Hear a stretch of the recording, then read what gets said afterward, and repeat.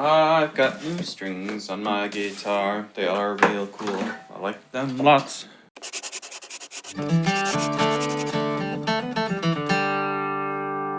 One thing that comes up a lot when I'm taking on new students is, what are modes? How do I use modes? Should I know my modes? Do modes even apply in Bluegrass? Can you use modes when you're playing Bluegrass? Hopefully we'll answer all of those questions in today's video, and we'll get you thinking about modes and using modes in a practical way. My goal here is to teach you what modes are, give you an easy way to turn your minor and major scales into modes, help you recognize situations where thinking modally is actually useful, and lastly, give you contextual examples of Bluegrass songs that use modes. But first, I want to give a real quick shout out to today's sponsor, Straight Up Strings. The folks at Straight Up Strings were nice enough to send me a cool box of goodies with a bunch of stickers and a bunch of strings, and also this cool hat that I'm wearing right now, as well as this cool t-shirt that I'm wearing right now. I got a banjo right here. So this is a company that works with a lot of my friends. A lot of them are endorsers of this product, and they're really wonderful supporters of just the Bluegrass community at large. So here's what Straight Up does differently. When you string up a guitar, you end up with a bulge behind the bridge and a dip in front of the bridge. Now this twisting motion is actually really important to how the top of the guitar makes sound. Each string is carrying a certain amount of tension and is creating a certain amount of torque. Now the problem here is that if a given string is holding like 20 pounds of tension and the string right next to it is holding something ridiculous like 10 pounds, that second string is going to have all of its vibrations eaten up by the one that's holding more weight. So all of these strings have compensated tensions that will improve your intonation and distribute that torque load more evenly across the bridge and across the top of the guitar. And did I do an okay job of explaining that? That's kind of confusing. I feel like I did an okay job. So yes, these strings are made in the US. They're available for mandolin, banjo, and guitar. The only thing is that the gauging is slightly different, so if you normally play a set of mediums, I would recommend their heavies. Here's the good stuff. Coupon code LWM20 will get you 20% off your first order of a pack of strings. That coupon code does not work for the multi-pack, so make sure you're getting an individual set of strings. And yeah, hop on over to their website, straightupstrings.com. Get your deal today. All right, let's start talking about modes in Bluegrass, yeah? Before we get into what modes are, we should make sure we really understand how the major scale that we all know is constructed. The sound of a major scale should be very familiar to you. It's a 7-note scale, 1, 2, 3, 4, 5, 6, 7, 1. In between each of those notes, there's a specific distance, either a whole step, for instance, from C to D, or a half step, for instance, C to C sharp. Now, the order of half steps and whole steps is what makes a scale feel major. That order is whole, whole, half, whole, whole, whole, half. Sequences of whole steps and half steps exist for major scales and minor scales and modes, and they're all actually very similar. Remember how our scale degrees repeat? 1, 2, 3, 4, 5, 6, 7, 1 would repeat the pattern again? Well, the same goes for our order of whole steps and half steps. Whole, whole, half, whole, whole, whole, half. And if I wanted to play another octave, I'd apply the same pattern again, because it is a repeating pattern. One useful way to visualize it is as a loop. What does this have to do with modes, though? Well, if we keep this same loop, but we treat different degrees as the starting note of the scale, we end up with all 7 modes. Let's go through them. First up, we have C Ionian. Don't ever say this. It's nerdy and unnecessary. Saying good old C major will do the job just fine. So it looks like you already know one mode.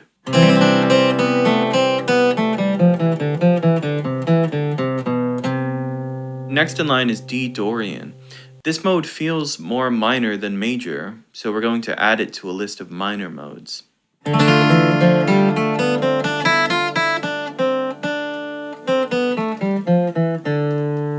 After that is E Phrygian. Once again, this scale feels minor, but in a more exotic way. It also gets added to the list of minor modes.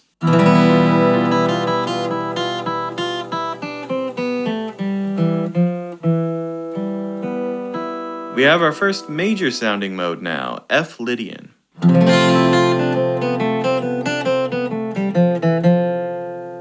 Followed by one of our most applicable modes, the major sounding G Mixolydian.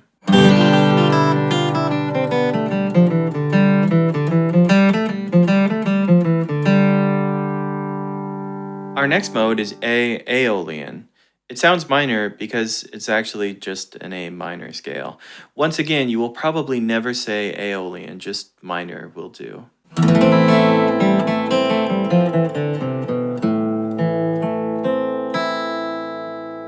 The final mode is B Locrian, neither minor nor major. It is a diminished mode. It is arguably the least useful mode.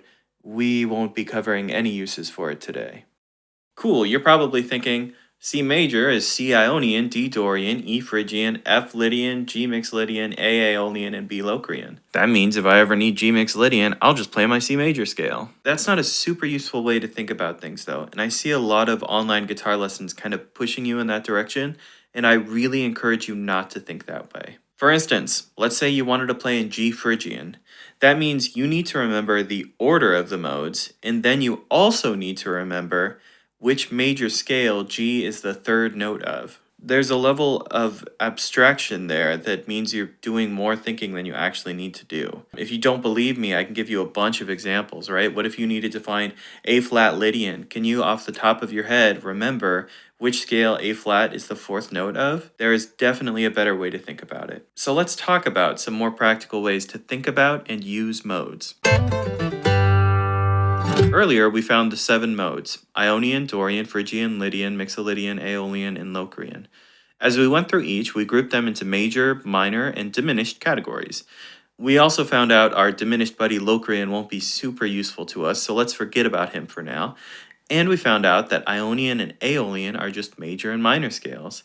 So assuming you know your major and minor scales, that means out of our 7 modes, we really just have to talk about 4 new sounds: Lydian, Mixolydian, Dorian, and Phrygian.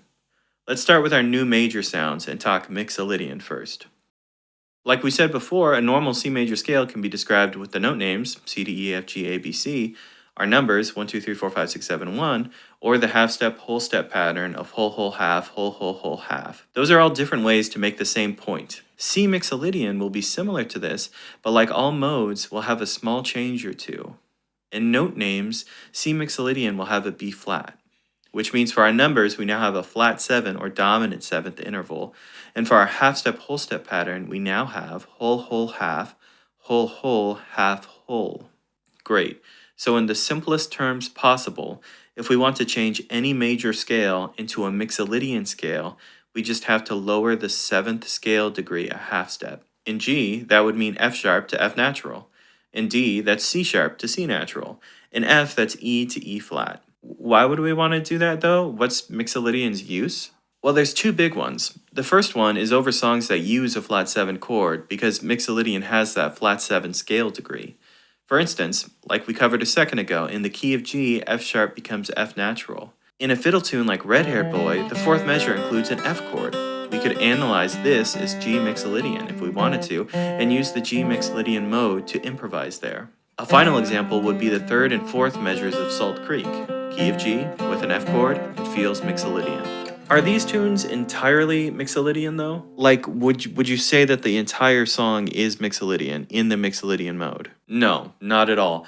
All 3 of those fiddle tunes include a D major chord, and a D major chord has an F sharp in it. So only these sections feel Mixolydian. Normally, when people say that a bluegrass tune feels modal, this is what they're talking about. Really more mode mixture rather than actually modal.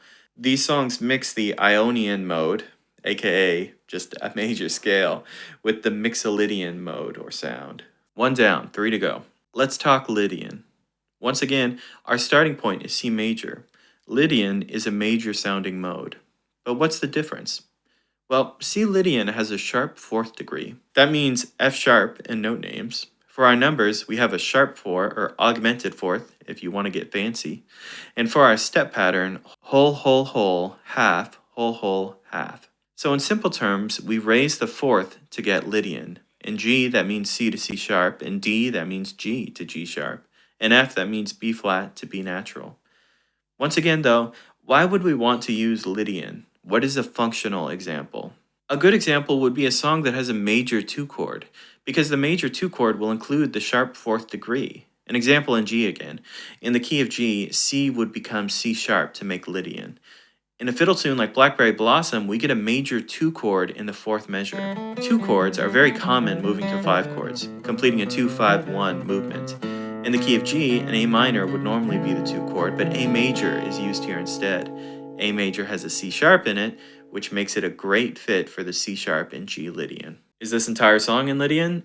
Not by a long stretch. Could you analyze this small portion as mode mixture? I mean, maybe if you wanted to, but a better analysis would be that it's a circle of fifths chord progression. You can check out my Around the Horn licks video if you want to hear more about that. Let's talk minor modes now. Okay, for our minor modes, we're using our A minor scale as our starting point now. It has all the same notes as our C major scale, but starts at a different point in the pattern. Those notes are A, B, C, D, E, F, G, A. We can also think of these as 1, 2, 3, 4, 5, 6, 7, 1.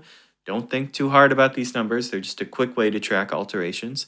And lastly, our step pattern is whole, half, whole, whole, half, whole, whole. Let's talk Dorian first. Dorian includes a raised sixth. You might think that we would call this a sharp sixth, but because this is the sixth that would normally appear in a major scale, we instead call this a major sixth. That makes our note names A, B, C, D, E, F sharp, G, and A. And our whole step, half step pattern, whole, half, whole, whole, whole, half, whole. In D minor, that means B flat to B. In E minor, that means C to C sharp. And in G minor, that means E flat to E. But what is Dorian good for, you might ask? Well, bluegrass has a history of absorbing tunes from the jazz and gypsy jazz repertoire. And a lot of those kinds of tunes, instead of using a normal minor chord like A minor, you might hear an A minor 6 chord. This A minor 6 chord would include the major sixth, just like the Dorian mode. So you very well may find bluegrass musicians improvising over a tune like Minor Swing with more of a Dorian sound, but let's find an example that is more inherently bluegrass. A good example of another tune using Dorian that doesn't include a minor 6th chord is Elzic's Farewell. Once again, in A minor, the third measure of the A part can include an F sharp note in the melody, but it doesn't end there. The C part includes a D major chord, which would once again be an excellent place to include a Dorian feel to highlight the F sharp in the D major chord. I think you could actually make a fair argument that Elzic's Farewell is more of a Dorian tune.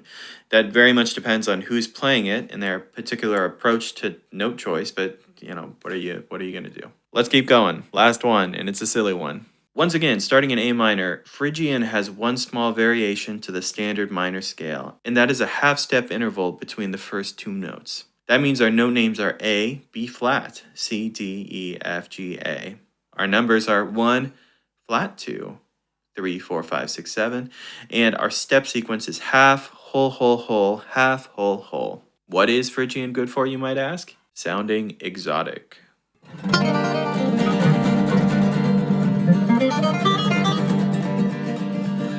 Okay, I hope you enjoyed our foray into modes with a bluegrass theme. Another shout out to my friends over at Straight Up Strings. Remember that coupon code is LWM20, and that's for 20% off a pack of strings. They made this video happen, so definitely hop over to their website, straightupstrings.com. Now let's do it. If you like taking a lesson from the biggest, baddest Billy Goat in the barnyard, please check out my website. I got a bunch of tabs. You can order transcriptions from me. You can get my merch. I also do Skype lessons all the time.